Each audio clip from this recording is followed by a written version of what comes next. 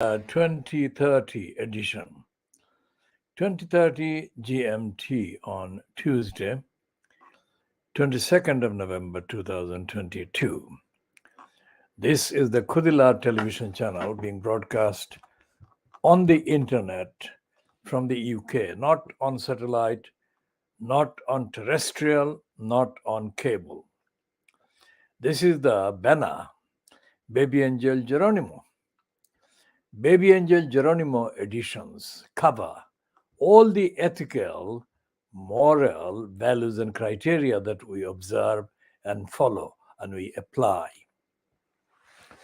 Baby Angel Geronimo physically is the name of a baby alpaca of the camelid family, and his home is in South Gloucestershire in England, southwest of England. And his human mum is Helen MacDonald. And his human mum in New Zealand, where he was born, is Leonie Walker. And in addition to two of his mums, human mums, Baby Angel Geronimo has any number of mums and dads and brothers and siblings among humans all around the globe. And Baby Angel Geronimo is our adopted child and baby and Bena and witness. And we are absolutely proud of being able to carry the Bena of Baby Angel Geronimo, who is morally, ethically, spiritually unparalleled among creations. And he is a witness, and we observe the witness as we observe the promise that the two angels on each of the shoulders of human beings will produce the evidence on the day of judgment. Baby Angel Geronimo will, on the day of judgment, give his evidence and witness about the evil ones, the followers of Satan, Boris Johnson, Dominic Lai's son, evil Keir Starmer, and assorted other evil ones in the UK. And the three High Court judges, the criminals, all of them lied against the truth. And the evil one called Christine Middlemiss, and assorted other criminals who are complicit with the evil-doing DEFRA department in the United Kingdom. So Baby Angel Geronimo covers both the Baby Angel Geronimo's own evidence as well as witnesses the evidence of the wrongdoings and criminality, injustice, cruelty, unfairness, violence and violations on behalf of the others. The violations perpetrated against the innocent ones, plotted against the innocent ones, confected against the innocent ones. And those evil-doing DEFRA criminals, as well as the evil-doing Boris Johnson, the criminal, are Satan's followers, personifications of Satan's followers, as described in the Surah Al-Isra. And they are in competition with the order, the command of God. And God has the most say and the most truth on his side.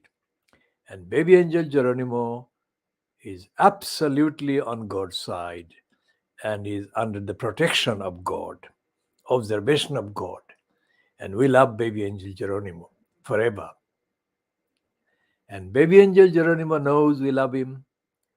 Baby Angel Geronimo knows that Helen MacDonald loves him, Leonie Walker loves him, and all the other women and men and others across the globe love him.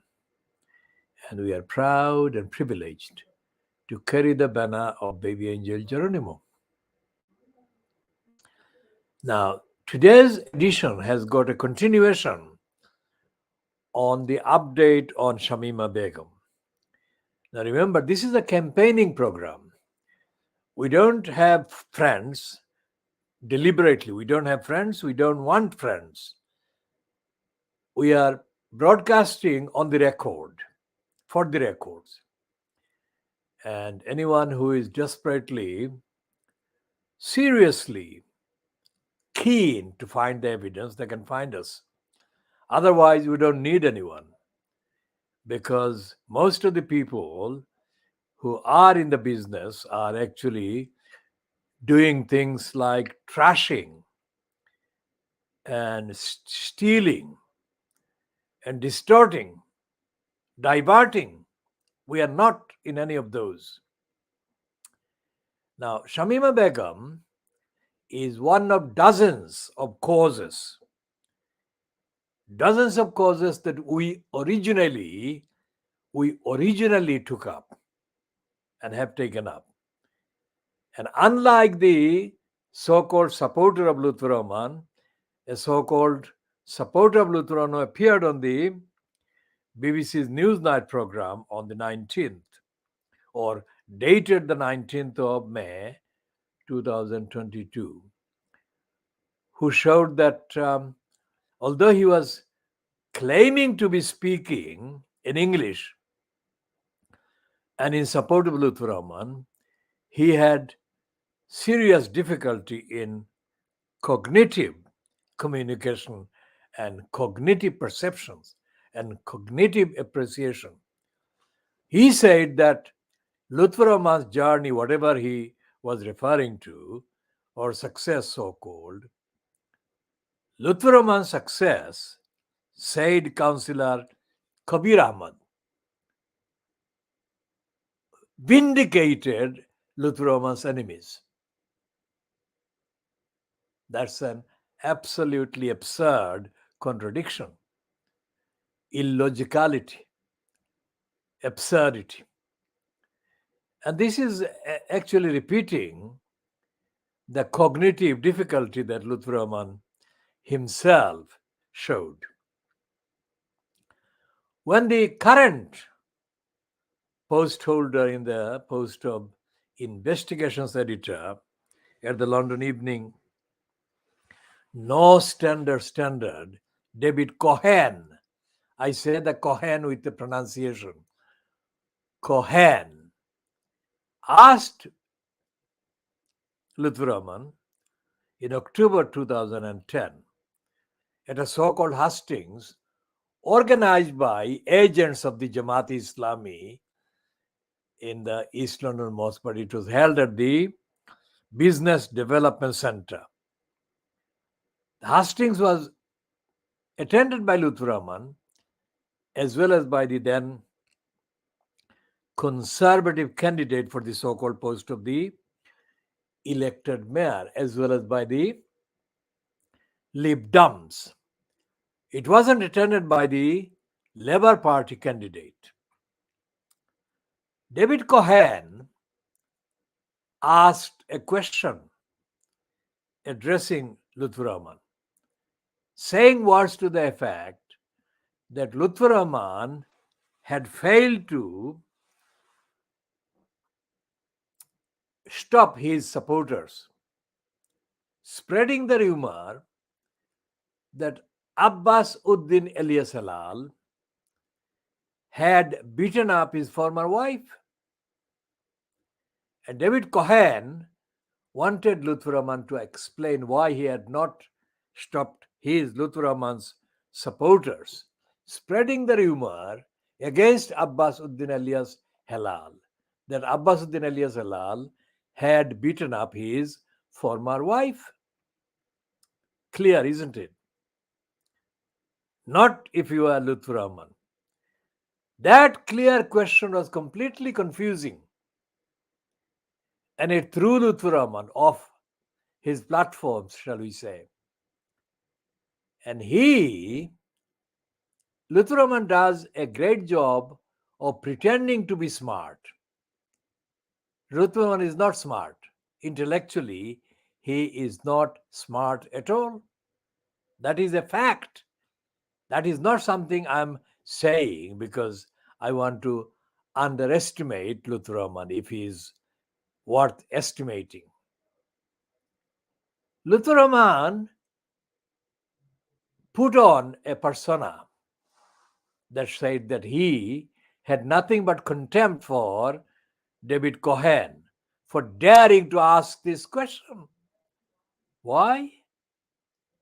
Because Luther Rahman thought that David Cohen had asked him, Luther Rahman, why he, Luther Rahman, had not stopped beating up his own wife. That was not the question. That was never the question from David Cohen, who didn't know at that time that he was sitting not far from a woman who would stand up or who would speak up against his question and deny that Luther Rahman had beaten her up. David Cohen had not asked Luther Rahman why he, Luther Rahman, had not stopped beating up his own wife. David Cohen asked the question why Luther Rahman had not told his Luther Rahman supporters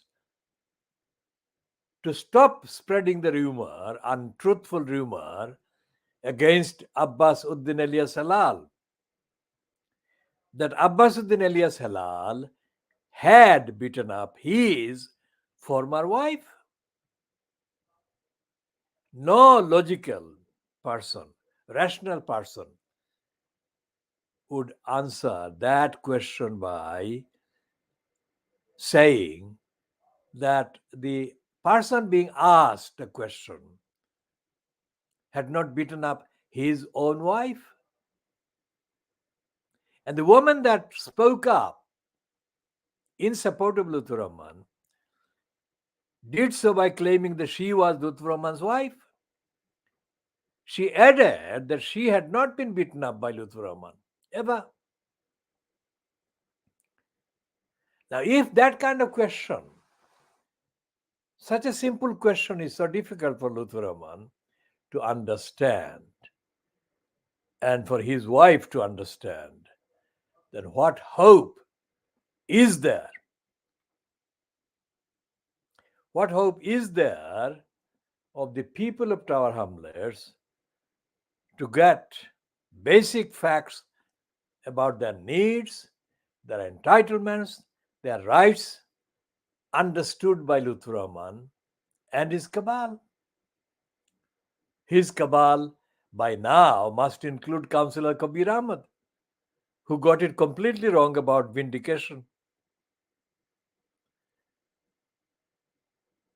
Now, there is a claim that I have not been able to check with the Tower Hamlets Council's website because they have no entry. When you enter the name Jubair, Jubair, Jubair, the council website says that there was no result, there was a zero result. Whereas in his Facebook post dated the 9th of November 2022, a long running, completely superfluous political individual, in context, and I'll explain why I call him superfluous political individual, Kamal Kalam Chaudhary, put in his website, Facebook account, that Lutfer Rahman had appointed somebody called Muhammad Jubair as his, Lutfer Rahman's, strategic advisor. Now, logically, I thought that the strategic advisor post would relate to a post in the London Borough of Tower Hamlets Council and not in Lutfer Rahman's own house.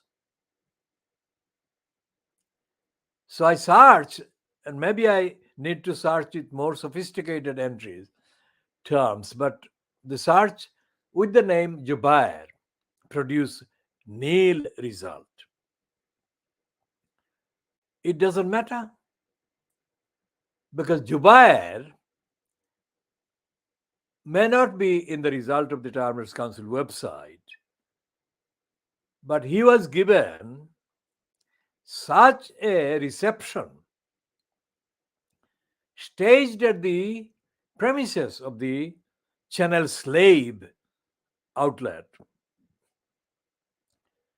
that no matter how many people boycott him and how many people don't know him, he is almost as important as the prime minister of a country. What country, we don't know. But that is the kind of stature, to use Ted Jory's word, that is the kind of stature that Muhammad Jubair was given. Why was he given that stature? By Channel S, the slave ones? We shall, of course, investigate and examine this. Muhammad Jubair does not deserve to be given any job by the incumbent holder of the post of mayor in Tower Hamlets, because Muhammad Jubair doesn't have the abilities. He doesn't have the abilities, he doesn't have the competence, and he doesn't have the honesty. Muhammad Jubair introduced himself to the Khoodeelaar campaign around the time of 2006 or thereabouts. And he acted as a reporter while a camera person did the recording of a short interview with me. On the day that it was confirmed that the Crossrail hole plotted against Brick Lane was going to be scrapped. It wasn't in the national newspapers, but that was the information that Ken Lying Still Livingston, still the mayor in the second term at the expense of London, had let me know. Why? Because on the following Sunday, that was Friday, the following Sunday on the BBC's then politics show, an interview with myself and Kay Jordan was scheduled to be broadcast, and it was broadcast. And as a peeries on that program, George Galloway, who was the incumbent as the MP for Bethnal Green and Bow, appeared. Typically, Galloway didn't acknowledge his debt to the Khoodeelaar campaign for his appearance on things to do with the campaign against Crossrail Hole. But we had little idea in 2006 just how ungrateful the ingrate, careerist, opportunist George Galloway was. We shall come to updating on George Galloway more and more, because by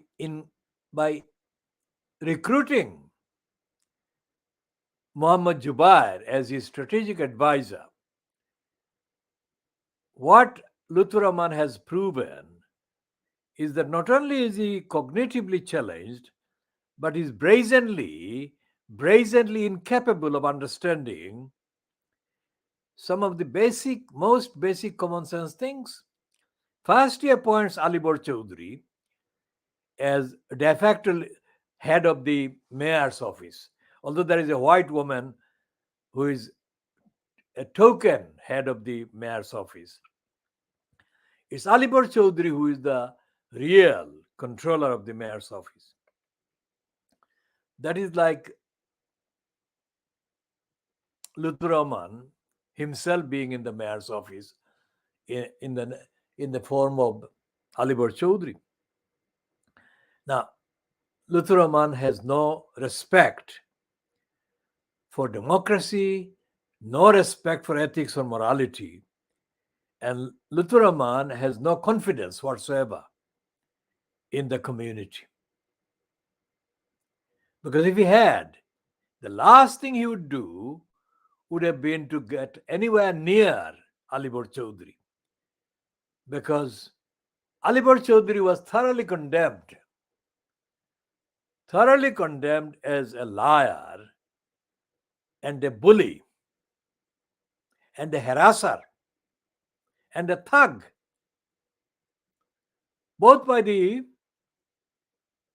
election commissioner Richard Morey as well as by several members of parliament who came to know about what Alibor Chaudhry was getting up to in Tower Hamlets.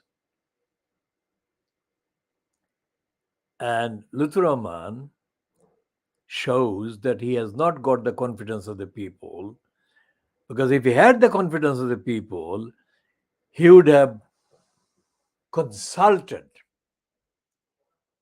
He would have consulted on a wide-ranging basis, moral, ethical, democratic, social, economic criteria as to what he should be doing for the community. In his audacious and stupid and ignorant and completely ungrateful fantasy, Lutfur Rahman sent me a message, last minute message, through Alibor Chaudhry, who else, not long before the 2014 so-called second mayoral election, to appear as a speaker for Lutfur Rahman's campaign at a do being held at the Canary Wharf, somewhere in Canary Wharf. Never in the decades of my action and campaigns have I given in to any such stupidity. I had been active, very active, way before Lutfur Rahman was biologically born. He has no idea just how outrageously stupid his instruction to Alibor Chaudhry was, that he could just call me and I would just appear. I have been and remain the one who opposes the corrupt mayor post. How dare these idiots imagine that I would appear there to say what? That shows that Lutfur Rahman doesn't understand the community, most certainly not me. Now, Jubair and Alibor are among a dozen of liars that lied for Lutfur Rahman to me for 6 years. In addition to Lutfur Rahman himself lying. Now, Lutfur Rahman is given spots by the stupid, corrupt, ethnicity-linked outlets to say that he is doing this, that, and the other for the borough in his new term as the incumbent in the post of mayor. He says that he's dealing with overcrowding, housing, he's dealing with child poverty, but that is a list of lies. None of the things that Lutfur Rahman is saying he's doing is original. Every single council, every local council, especially a local council like Tower Hamlets, like Newham, like Hackney, even like Lewisham, every single council is having to do things to show that it is tackling poverty, cost of living crisis, and all the other things. And it is not a credit for Luther Raman because he is cognitively himself unable to think these things.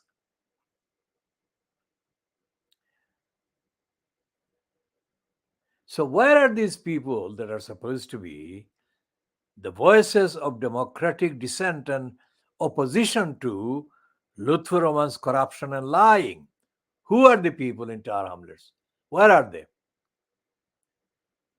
Where are these people on the media, so called? Because every time there is a piece about Luther Raman in the Daily Mail, online or whatever, what do? The Daily Mail runs pieces saying the typical things. He's a Muslim mayor, this, that, and the other. But they actually source these items to Tories. As soon as anything is sourced to the Tories, that's it. The whole thing, however otherwise credible, becomes totally discredited.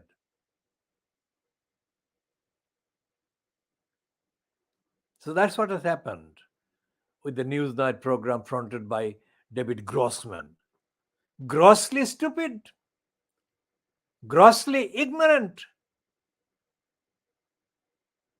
Now, how many times do I have to point out that Fleet Street, television and radio and press, is totally brimming. I mean, up to the total kind of complete stuffings, if you like, totally made of idiots. I mean, where do you start? These columnists, like the son of Nigel Lyson, Dominic Lyson, I mean, where is he, or are his brains? And then the so-called critic of the Fleet Street media, the private lie, and the midget, Ian Pissoff. Where are his brains? Every time they did something about Tar Hamlets, well, they almost got it right, but they never got it right. Why is it so difficult? They've got a thing called Rotten Bara's column. But the Rotten Bara's column is so ignorant that it will take up a whole program if I list the key incidents about ignorance. For example, this Rotten Bara's thing has been running off and on, running pieces about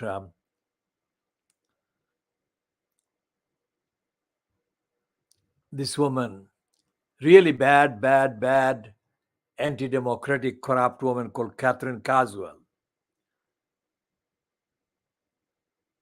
But they never stop her. They never stop her. Why? Not because they don't want to stop her, but because they have no clue as to her crimes and criminality. Catherine Caswell is one of the nastiest, most opportunistic crooks going in all of England. And when there is such a cost of living crisis as we have before us, through which we are going, her getting nearly £250,000 should be a scandal. And it should be examined as to what it is that she does. Because if you examine what Catherine Caswell does, it will all collapse. She doesn't do anything.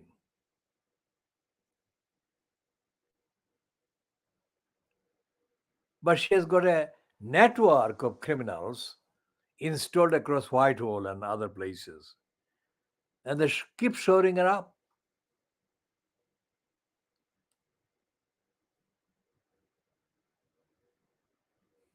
So local democracy is being kind of suffocated, stifled by the likes of Catherine Carswell. I mean, Croydon was sinking. Croydon was dying because of the massive Labour Party controlled council corruption. And what do? The people in Croydon were misled by the Lib Dems to make it even worse. Give it to the Tories, which is what they've done. Croydon has gone to executive mayor mode, and it's a conservative executive mayor mode. And Catherine Carswell can't believe her fucking luck. How stupid are these councillors right across England? She has been fucking them up. Catherine Carswell has been fucking up all these councils right across England. And they cannot see her coming, if you like.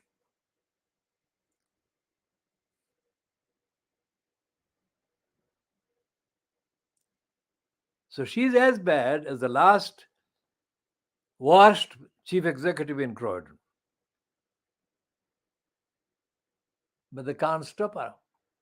Because none of the councillors either in Croydon or anywhere else, Northampton or wherever she has been, or in Newham, for heaven's sake, none of the councillors in any of these councils has got the knowledge or the intelligence or the morality or the courage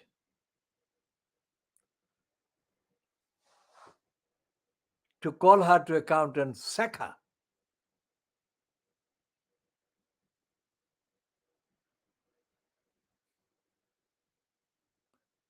As I said, I have got evidence that she spied on me when I was standing in East Ham Town Hall reception, and she knew that she had to kind of spy on me.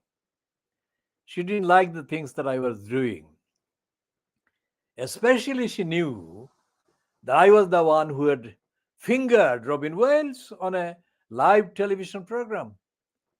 And she knew that I would be as unforgiving to her now new boss, Roxana Fias, as I had been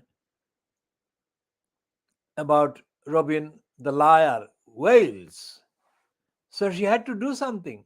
She started filming me on her mobile, and then she telephoned somebody from the spot that she was standing in. And who she telephoned? She telephoned the Jamaican or African origin woman, one of the gang of four that had been active with Roxana Fias and John Gray and others for the previous 4 years or 6 years in their miniature plot to replace Robin Wales. And that thuggish woman arrived, and she interrupted my conversation with Roxana Fias. Now, the conversation had not been started by me. I don't do that.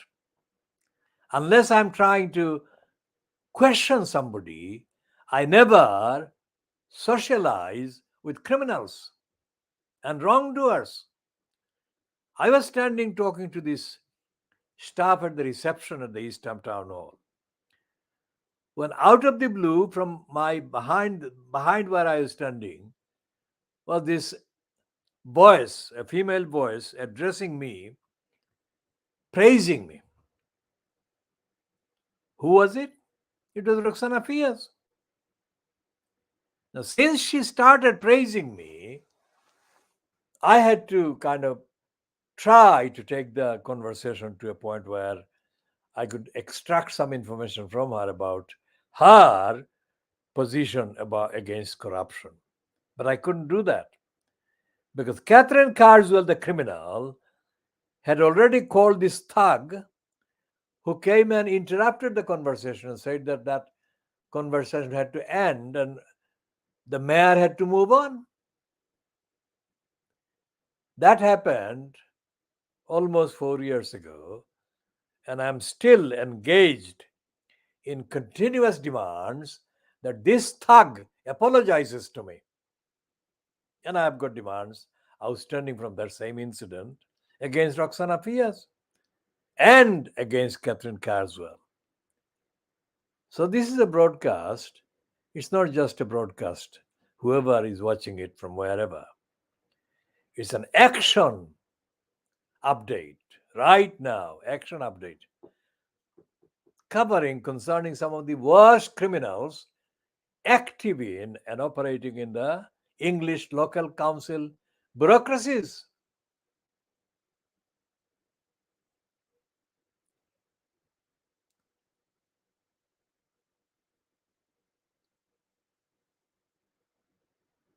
Now, moving on to Shamima Begum, as I said in the last edition, when Shamima Begum was what? She would have been 10 years old when Lutfur Rahman got elected in the October 2010. She would have been 10 years old. Her friends would be 10, 9, whatever, similar age. Whatever their age, they were children. Whatever their ages, these children must have been protected under Township Council safeguarding the children duties. But these children weren't. The result was that these are the children that actually got caught up in the network of criminals, either radicals or sex traffickers or both, or spies. And Tower Hamlets Council was caught completely not bothered about the welfare and the safety of these children. And the result was and is that this is now more than 12 years. And Lutfur Rahman has not spoken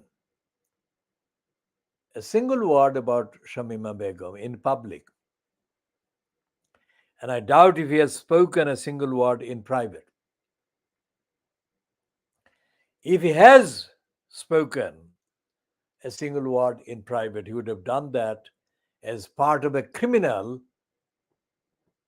cover-up conversation, covering up his criminality, collusion, complicity with the silence, and the criminality and complicity of the others who were aiding and abetting the subjecting of these children to the trafficking program. It is that serious, yes. And we are the ones speaking about it, demanding answers, giving explanations as to the corrupt role Lutfur Rahman has been playing about this one. How dare Lutfur Rahman spew that he is concerned about housing crisis. This is not something that he has invented. It would suggest, it would appear that he discovered the housing crisis, the moron. He didn't. If anything, he added and aggravated the housing corruption and criminality by Tower Hamlets Council and by the crooks in the Tower Hamlets community housing, THCH. So Lutfur Rahman has been complicit in a serial criminal conspiracy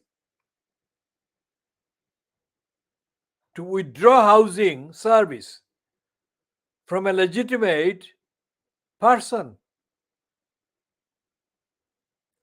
And Lutfur Rahman is guilty of that. Lutfur Rahman is guilty of that conspiracy charge. as is Rabina Khan,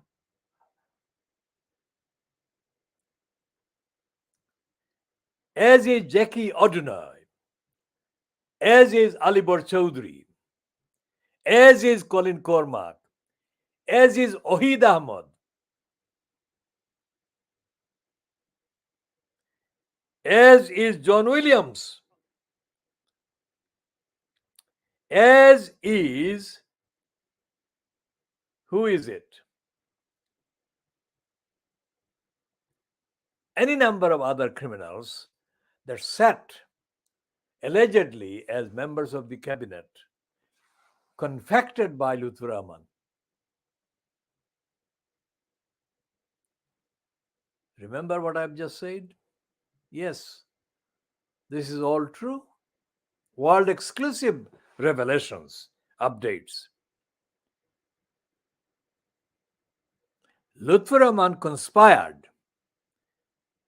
Lutfur Rahman conspired to sabotage the law, break the law, and to withhold illegally, legally owed housing services from the individual concerned. And Lutfur Rahman lied, Rabina Khan lied, Tower Hamlets Community Housings, then chief executive, the crook, the racist Mike Tyrrell lied, and assorted other criminals like Aman Dalby lied, as did Kevin Collins, the criminal, as did any number of employees in the legal section of the Tower Hamlets Council, including Isabella Freeman. She lied.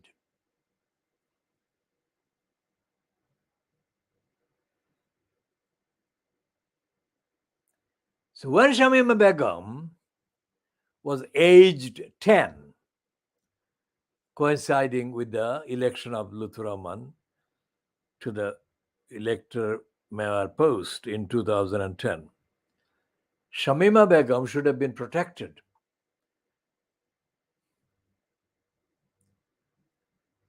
As should have been her two other friends. But they weren't.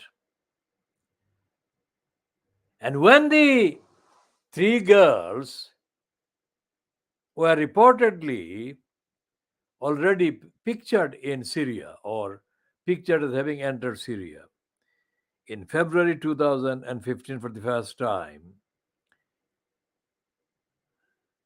Lutfur Rahman was still in post as the incumbent as mayor in the name of Tower Hamlets. He spoke not a single word.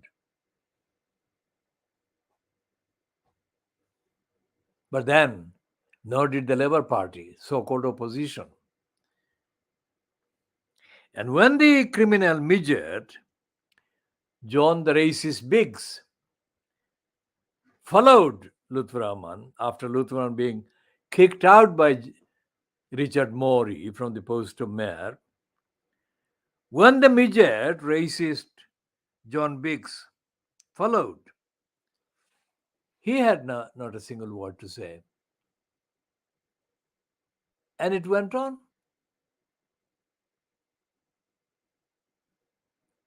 So it was very, very significant that Ghulam Rabbani, one of Lutfur Rahman's closest associates in the corrupt mayor project, along with Alibor Chaudhry, Ghulam Rabbani shed crocodile tears in his little speech given in the council chamber on the 20th of July 2015 about the council's role in the Ian Mikado School appointing one of the convicted racist killers of Shiblu Rahman. One of the convicted racist killers of Shiblu Rahman. Ghulam Rabbani said the phrase safeguarding children. That is exactly what Ghulam Rabbani should have asked Luther Rahman to bring into action in safeguarding Shamima Begum and the other two girls. But he didn't. And he still hasn't. So these are not acts of accidental forgetfulness or oversight or lack of attention.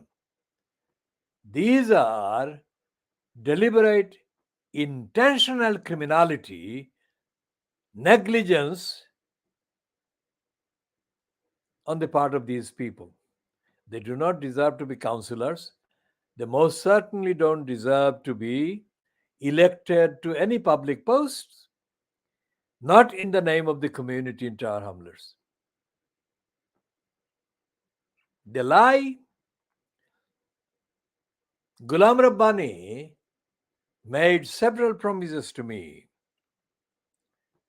and he never kept a single one of those. Now, what on earth did Ghulam Rabbani think he was playing?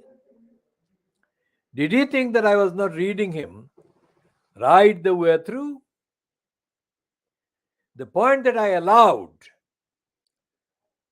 Luther Rahman to lie, Alibar Chaudhry to lie, Ghulam Rabbani to lie, Muhammad Jubair to lie, Rabina Khan to lie,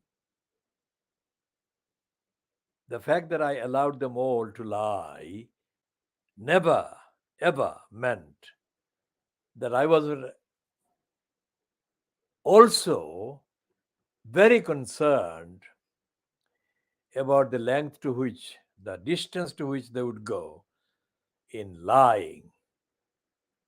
Because I wanted to see the length to which they would go in lying to me so that I could judge the extent of betrayal that they would perpetrate against other people in the community in Tower Hamlets and in the wider so-called Bangladeshi community. The fact that none of them realized, or the fact that none of them showed any awareness that I was absolutely aware of what they were doing, and I was aware of intentionally tolerating their lying, showed their endless lack of understanding and cognition. Because I could then say, which I am doing now, that these are really thoroughly unfit individuals. They don't deserve public platforms. One of the sons of Kalam Chaudhry is a member of Chamberlain's Council carrying the Aspire ticket of Luther Rahman's. In 2018, just before the 2018 council elections, there was a meeting somewhere in London E3, I think. And this son of Kalam Chaudhry spoke after Kalam Chaudhry addressed the gathering. And the phrase that this son of Kalam Chaudhry used was absolutely shocking. To me, it was shocking. And I'm saying this for ethical illustration. I have no agenda against him or his son, Kalam Chaudhry or his son. But this son of Kalam Chaudhry said that he, this son of Kalam Chaudhry, was proud to call his father his father. Now, what kind of statement is that? Would there have been an alternative? Something like, I would be ashamed to call my father my father. That is not conceivable in public, is it? The fact that he said that, the fact that he said that showed absolute emptiness. Why would he say that? Of course, he would be proud to call his father his father. What else could he say? But the fact that he did say that showed that he had nothing else of substance to say, really, which is the case. He didn't really have anything to say of substance. And when Lutfur Rahman, as the person still banned from standing for election, stood on the same platform, allegedly to endorse Ohid Ahmad, who was pretending to be the candidate for the mayor, Lutfur gave one of the most idiotic, empty spiels. It mattered not.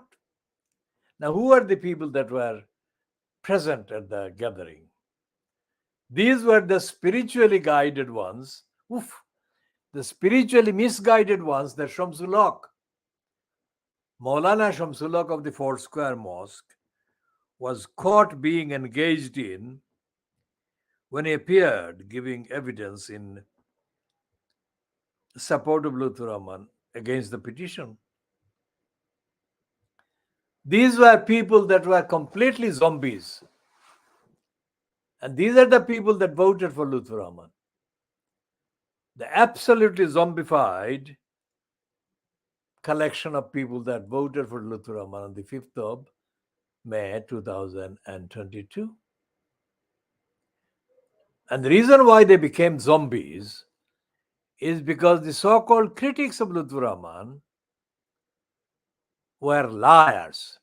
They really didn't have the conviction or the courage or the morality. I tried my best, and I was betrayed by all the liars that tried to appear with me saying that the mayor system was wrong, etc., etc., etc. These were opportunists, liars, every single one of them. So this is the time when we shall bring an end to this particular edition, and we shall continue in the next editions in due course. This is just under 1 hour long. I think it's 52 minutes long or thereabouts.